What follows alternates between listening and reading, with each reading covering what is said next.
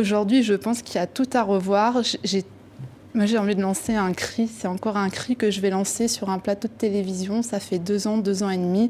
J'en appelle au président de la République, j'en appelle au ministre de la Justice de penser aux victimes. Le système judiciaire, tous les jours, ça ne s'arrête pas. Tous les jours, on a des témoignages des victimes.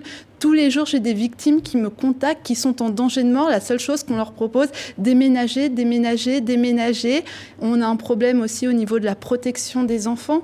Au civil, c'est une catastrophe. Quand vous déposez une plainte au pénal, le temps du pénal n'est pas celui du civil. Donc, au bout d'un moment, vous avez des hommes violents qui obtiennent la garde ou qui ont un droit de garde sur des enfants. On a beaucoup de mal avec la protection des enfants puisqu'on a encore des magistrats, pas tous, qui pensent qu'un homme violent peut être un bon père, alors que les conséquences sur ces enfants, elles sont désastreuses. La justice, elle manque de moyens humains et financiers. Ça, c'est clair et net. Mais on a aussi une culture aujourd'hui patriarcale. Alors, c'est vrai qu'il y a un peu plus de condamnations sur des hommes violents.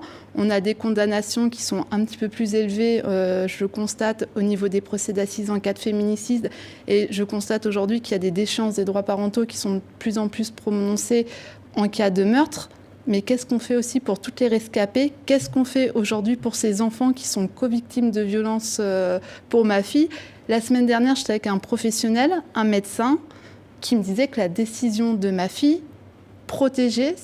la protection qu'on accordait à ma fille, c'était une décision exceptionnelle, que lui était désespéré.